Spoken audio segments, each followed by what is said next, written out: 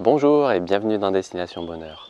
Vous le savez, ici, on adore les plantes sauvages et comestibles. On en consomme au quotidien. Surtout en ce moment où la saison démarre et il commence à y en avoir un peu partout. Alors, je sais que souvent, on peut avoir des difficultés à les consommer parce que certaines de ces plantes peuvent avoir un goût trop fort, peuvent être coriaces, d'autres peuvent être amères et on ne sait pas toujours comment les accommoder exactement. Alors, je vous propose de vous montrer comment on pratique ici pour faire des plats délicieux à base de ces plantes sauvages. Donc je vais vous emmener avec moi pour une petite cueillette et on va les préparer ensemble et je vais vous montrer tout ça. Donc on va commencer par ramasser un petit peu de rumex.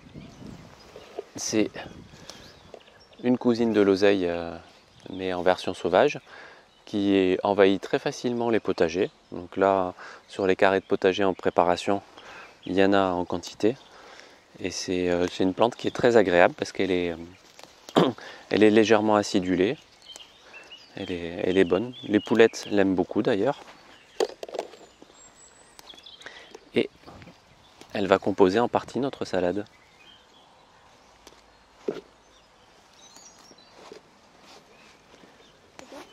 Donc plutôt que d'éliminer tout ça au moment de planter nos légumes, on peut les laisser pousser et les désherber naturellement en les mangeant. Alors, on continue avec de l'achillée millefeuille. Voilà, plante qui pousse aussi en abondance sur les sols tassés et qui aime très bien envahir le potager aussi. Donc, elle est comestible, elle est très bonne et c'est là aussi une occasion de la désherber tout en en profitant pour la consommer. Voilà. Donc je récolte les jeunes pousses. Voilà, c'est celles qui sont les plus tendres et qui sont agréables. En cette saison, de toute façon, il n'y a que des jeunes pousses, donc là c'est facile. Voilà, vous voyez, il y en a un peu partout. Je récupère aussi un peu d'ail. Il ne s'agit pas d'une plante sauvage pour ce coup-ci, mais ça se marie très bien avec le reste, donc j'en ajoute un petit peu. Au passage, je vous montre des poireaux dont on a replanté des talons, juste une épaisseur comme ça, et qui repoussent très bien. Voilà, on l'avait déjà montré ça dans une vidéo l'année dernière. Mais vous voyez, on va avoir une seconde récolte. Donc on a là des belles chicorées qui sont encore en rosette. Voilà. C'est une plante de la famille du pissenlit. Voilà, c'est un petit peu plus poilu. Voilà, ça fait des belles fleurs bleues quand c'est en bleu mauve un petit peu quand c'est en fleurs. Et c'est très bon et ça pousse partout sur le terrain. On en a, je pense qu'on en mange tous les jours en ce moment. Voilà également une belle porcelle. Donc c'est une plante qu'on retrouve assez souvent dans les jardins aussi, qui est très poilue. Elle a comme des poils hérissés sur le dessus, sur le dessous, très verte avec des espèces de points blancs à l'intérieur. Voilà, et qui va très bien pour la salade. Nous avons également de la mélisse qui pousse ici.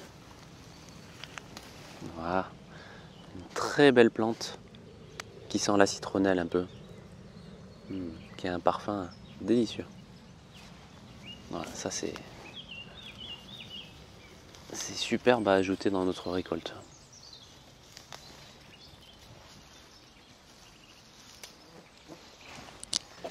Nous avons ici de très belles pimprenelles. Voilà, une jolie plante avec des feuilles, avec des folioles, parce que là c'est un foliole plus exactement, avec plein de bouts de feuilles très dentés. Voilà, une forme assez caractéristique et qui a un petit goût de concombre. Voilà un beau tapis de plantes sauvages dans lequel on trouve du lamier. C'est un cousin de l'ortie qui n'est pas urticante du tout et qui a un goût de champignon.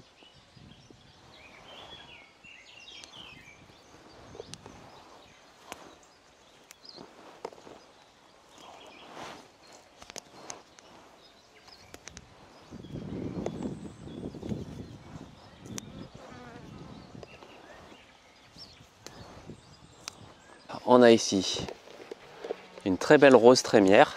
Donc là c'est que la rosette, pour l'instant elle n'est pas encore en fleurs. Et je vais en prendre que 2 feuilles parce que on va la laisser fleurir et faire des graines celle-là. Voilà. Très bon goût aussi pour la salade. Nous avons aussi du plantain lancéolé qui commence à sortir. C'est le début de la saison seulement, hein. On voit cette feuille avec les nervures palmées. Elles partent toutes du point central et avec cette forme très très allongée comme en pointe de flèche, d'où le nom lancéolé, qu'on ajoute à notre récolte. Et on termine notre cueillette avec un beau laitron. Vous voyez, hop. Une belle feuille qui ressemble un petit peu de loin à un chardon. Là ça se voit pas parce que c'est encore en rosette, on n'a pas la tige principale. Mais les feuilles sont engainantes, c'est-à-dire qu'elles vont entourer un petit peu la tige. Et c'est une très bonne salade, c'est une cousine de la laitue d'ailleurs. Voilà, on la trouve sous des formes un peu variées. Elles ont des feuilles qui sont plus ou moins découpées ou plus ou moins, certaines ont même des petites pointes au bout. Mais elles sont toutes bonnes. C'est pas une belle récolte tout ça? Et on en profite aussi au passage pour récupérer un peu de fenouil. Voilà. Qui parfume très très bien. Ça se marie très bien avec le reste. Vous voyez, nous ne sommes pas les seuls à aimer le fenouil. Cracotte adore aussi. C'est ce qui est bon, hein. Donc voilà notre belle récolte de ce matin. Donc je l'ai déjà rincée pour qu'on puisse la préparer. Et comme je le disais en introduction, la plupart de ces plantes sauvages sont extrêmement intéressantes du point de vue nutritif, mais beaucoup ont des petits défauts, soit la texture qui est moins agréable que celle de légumes cultivés, soit des goûts qui sont un petit peu plus forts, ou des tiges qui sont un peu plus coriaces. Alors, je vais vous donner quelques astuces pour les accommoder facilement et vous faire plaisir avec. La première astuce, c'est d'abord de les mélanger, parce que les goûts s'équilibrent entre eux, un goût fort et un goût plus doux vont s'équilibrer, un goût amer et des goûts qui ne le sont pas vont s'équilibrer, les textures vont aussi s'équilibrer et tout ça va donner un résultat bien plus sympa. Donc, pour pouvoir les mélanger facilement, tout simplement, nous on les hache en petits morceaux.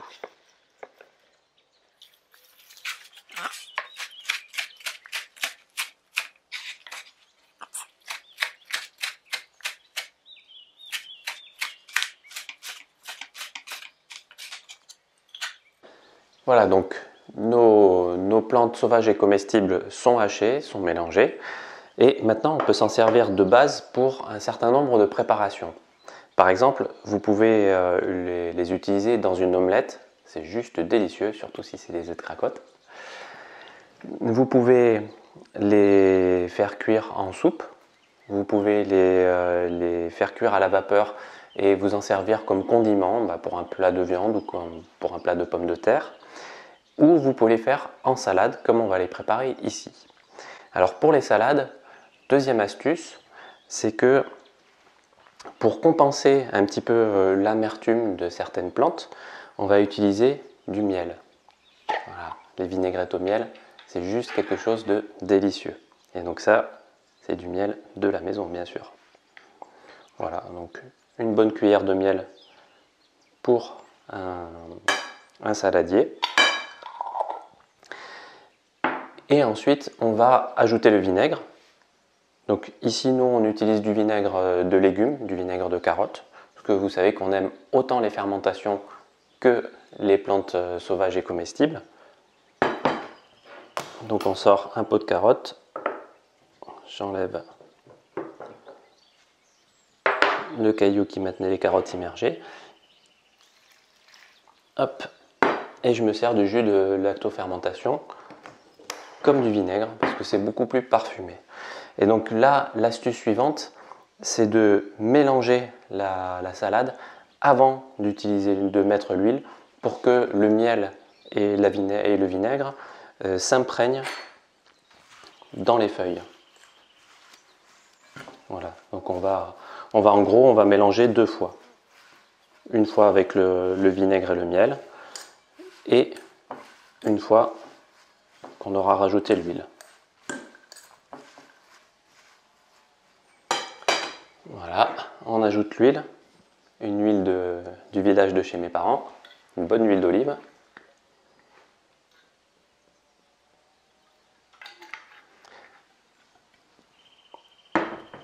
Voilà, on remue une deuxième fois.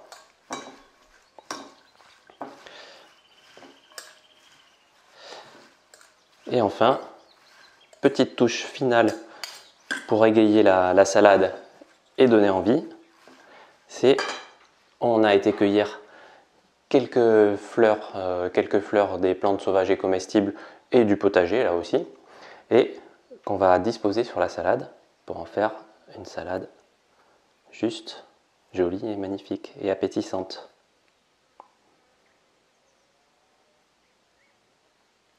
Hop. Et voilà. C'était pas beautiful ça? J'espère que cette petite promenade et cette belle récolte de plantes sauvages vous aura donné envie d'aller en récolter vous-même et que ces quelques astuces vous aideront à les accommoder et à vous faire plaisir avec. Parce qu'en fait, bien préparé, c'est juste un régal. Je vous souhaite beaucoup de bonheur, je vous souhaite de profiter de votre jardin, de tout ce que la nature vous offre et je vous dis à très bientôt.